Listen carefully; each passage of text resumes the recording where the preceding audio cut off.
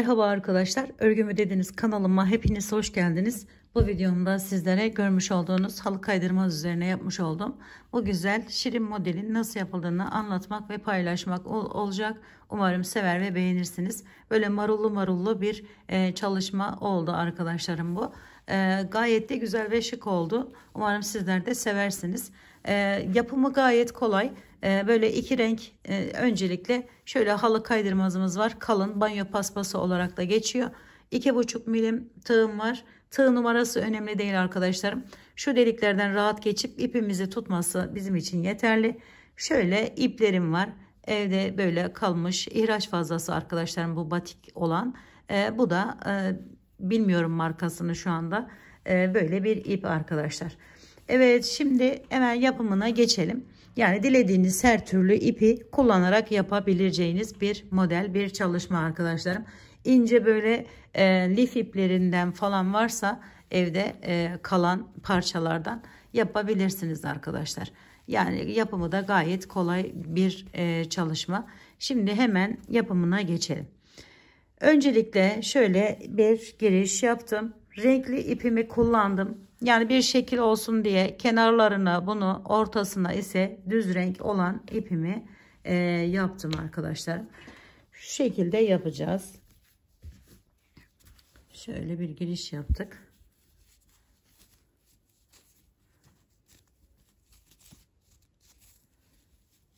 Şöyle tutundum, yani sabitlemek amaçlı üzerine alıyorum. Aynı yere arkadaşlar, üzerine alarak yaptığımız çakma sık iğneler ile yaptığımız bir çalışma olacak. Şu şekilde aldım ve bir tane böyle ekliyorum buraya. Sonra tekrar üzerine alıyorum. Hemen yanına arkadaşlarım şöyle yanından giriş yapıyorum ve bunu bir tek olarak yapıyorum bunu. Sonra üzerine alıyorum. Hemen bir yana geçiyorum bu şekilde. Buraya 2 tane çakma sık iğne yapıyorum arkadaşlar. Birini yaptık. Şimdi aynı yere bir tane daha çakma sık iğne yapıyorum. Şunu alttan çekelim.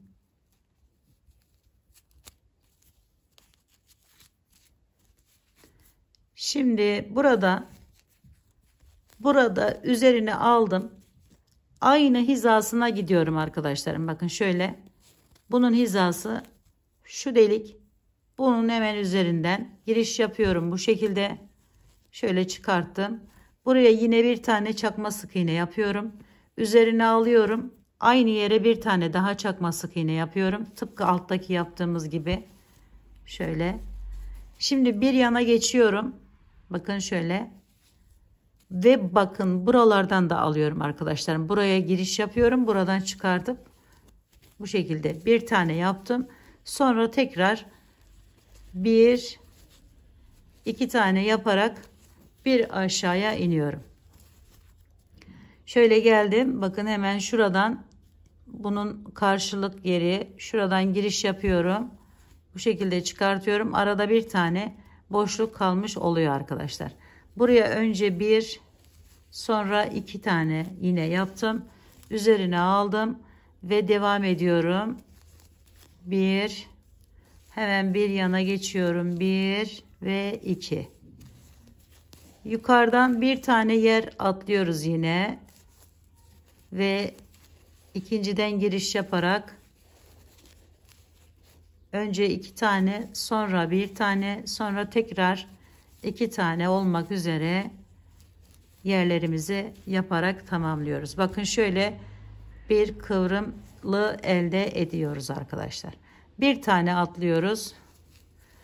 Diğerine geçiyoruz.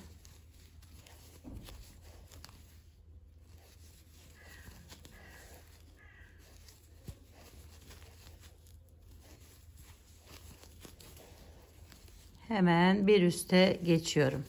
Şimdi büyük bir paspas çalışması yapacaksanız, böyle kaç sıra istiyorsanız arkadaşlarım bunu. Mesela ben burada 4 sıra 5 sıra yaptım. 4 sıra 5 sıra, yani bu tamamen sizin tercihiniz. Yani şu kalınlık, kenarındaki kalınlık tamamen sizin tercihiniz. Hatta bunu tek renk de yapabilirsiniz yani. Veya bu batik iple devam da edebilirsiniz. Bu tamamen sizin tercihinize kalmış. Herhangi bir şeyi yok arkadaşlar. Şimdi bunu tamamladıktan sonra bir üst sıraya, yani buradan başladık mesela, devam edip böyle bütün etrafını çevirip aynı şekilde atlayarak gelebiliriz arkadaşlarım. Ya da böyle sıra sıra devam da edebiliriz. Yani eğer böyle etrafını çevirerek yaparsak ortadaki kısmını da artık yine aynı şekilde düz renkle devam edebiliriz. Yani bunda herhangi bir sıkıntı yok. Bu şekilde devam edecek. Şimdi bir tane daha yapıp bir üst sıraya, yani şuralar nasıl yapılıyor ona hemen geçelim. Şimdi bu birinci yaptık buraya. İkinciyi de yapıyorum. Sonra aradan bir tane, sonra iki tane yapıyorum. Şimdi bir üst sıraya hemen geçelim. Buradan daha fazla devam etmeyelim. Zamanınızı almış olmayalım. Şimdi arkadaşlarım yine üzerine alıyorum. Bir kenar olduğunu düşünün. Yani şu kenar olduğunu düşünün buranın. Hemen şuradan bakın giriş yaptım yine. Şu şekilde tuttum. 1, 2, 3 tane yapıyorum bu defa. Kenar olduğundan ve iç kısımlarında da şimdi o şekilde yapacağız.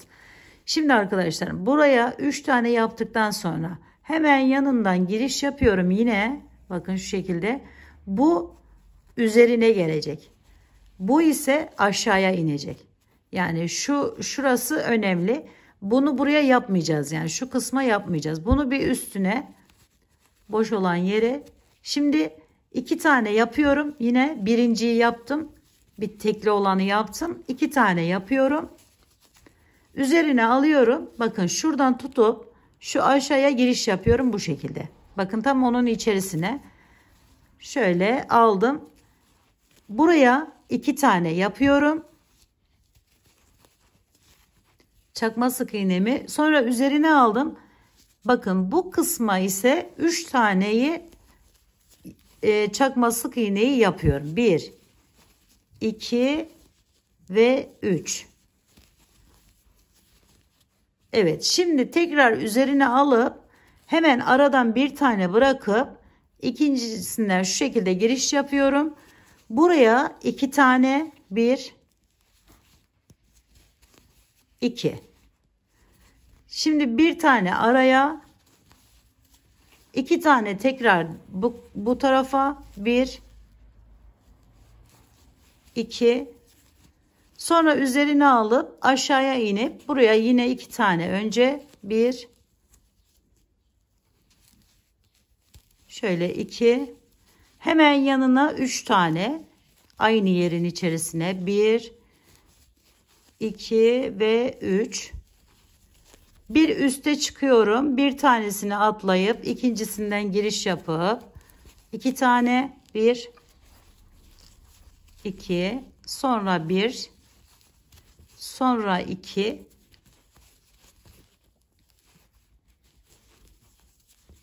sonra aşağıya iniyoruz.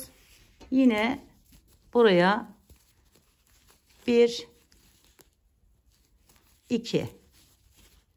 Sonra hemen yanına buraya arkadaşlarım bakın kenara geldik. Hem kenarda yapmış olalım. 1, 2 ve 3. Şimdi buradan geri dönüyoruz. Bakın yapmamız gereken yer burası olduğu için hemen üzerine aldım. Üzerinden bu şekilde giriş yapıyorum.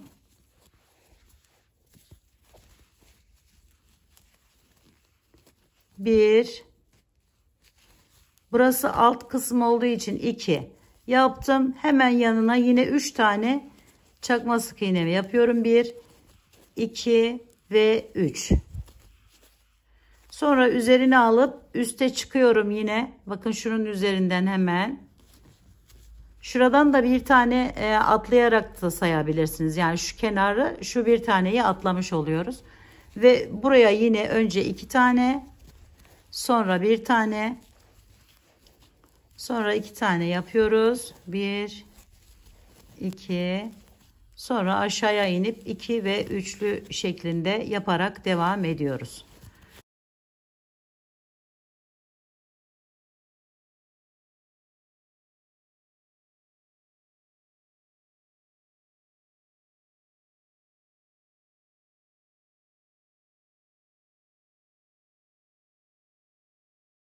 Şimdi bu kısmı da arkadaşlarım böyle devam ettireceğiz. Sona kadar gideceğiz. Dediğim gibi eğer bu şekilde döneceksek şu kısmını da size göstermek istiyorum. Yukarıya nasıl çıkılıyor, yani şu yeri. Bu defa yine bakın buradan dönelim hemen. Şöyle geldim. 1 2 3 tane ördüm. Sonra üzerine alıp bir tane gidiyorum. Üzerine alıyorum, 2 tane örüyorum. 1 2. Sonra üzerine alıyorum. Buraya geçiyorum arkadaşlarım. Tam bunun karşısına. Şöyle 1 2. Üzerine aldım. İndim aşağıya. Burada 3 yok. İniyorum aşağıya hemen. Şöyle bir sadece kenarında var arkadaşlar. Burada 3 tane yapacağız ki diğer kenara geçelim. 1 2 3. 3 tane ördüm. Sonra tekrar çeviriyorum. Hemen yandan bakın buradan giriş yapıyorum. Aynı hizaya gelecek şekilde giriş yaptım. 1 kenar olduğu için 2 3 tane kenarlarda yapıyoruz sadece bu buraya giderken, bu şekilde yukarı zikzaklar yaparken. Bir sonrakinde de zaten bu iç kısımlarını yaparak tamamlayacağız arkadaşlar. Şöyle 2 3 tane yaptık. Şimdi bir tane böyle gidelim. Evet, şimdi bu birliği yaptım arkadaşlar araya. İkiliyi de bu şekilde yapıyorum. Ve geri aşağıya doğru dönmek istiyorum. Hemen ikili yaptıktan sonra bir tane üzerine aldım. Buradan giriş yapıyorum bakın. Şöyle buraya yine 2 tane önce çakma sık iğnemi yaptım. 1 ve 2. Sonra üzerine alıyorum. Bir tane ilerliyorum. 2 tane ilerliyorum. Yani 2 tane yapıyorum aynı yerin içerisine. Sonra üzerine alıyorum. Karşısına geçiyorum hemen buranın. Şu şekilde.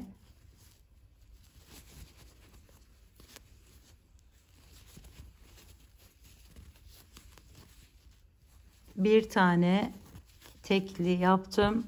Sonra 2 tane ikili yapıyoruz. Sonra tekrar üzerine alıp bakın burayı da dolduracağız aynı zamanda. Şu şekilde 1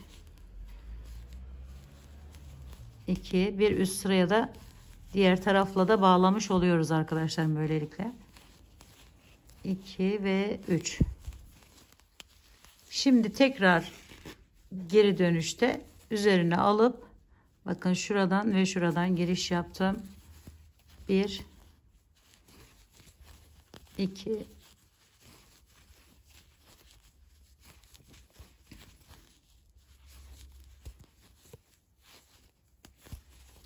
Evet.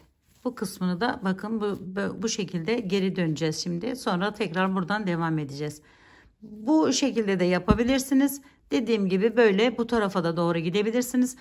Kenar kısmına gelince arkadaşlarım hemen diğer videolarımda da var ama yeni gelen arkadaşlarım için şöyle şu şekilde önce bu kısmından başlayarak çevirdim. Her birinden bir tane alıyorum. İpim ince olduğu için arkadaşlar. Kalın bir ip kullanıyorsanız tek seferde kapatabilir. Bu şekilde yaptım.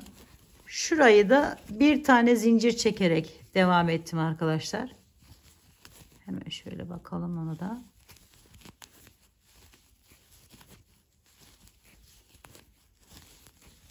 Buradaki amacımız herhangi bir şey değil. Farklı şekillerde de yapabilirsiniz tabii ki de. Tercih o konuda da tamamen size ait. Burayı da aralarda bir zincir ve sık iğne ile tamamladım. Şimdi üzerine alıyorum. Böyle güzel dursun. Hani tırtıklı tırtıklı olsun diye. Bu şekilde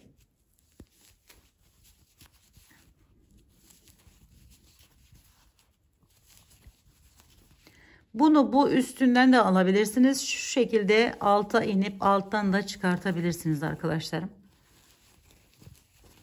Eğer burası kapalıysa böyle üzerinden alıp devam edebilirsiniz. Eğer kapanmadıysa şu kısımları, alt kısımlarda yerler, hemen bu şekilde ters sık iğne tekniğini kullanarak çevirebilirsiniz örgünüzün, paspasınızın kenar kısmını. Evet, burada ben bakın üstten değil de delikleri olduğu için görünmesin diye bu şekilde yapmıştım. Burası da aynı bildiğimiz gibi, az önce gösterdiğim gibi arkadaşlar. Evet, bu videomda da size bu güzel ve değişik paspas çalışmasının nasıl yapıldığını anlatmak, paylaşmak istedim.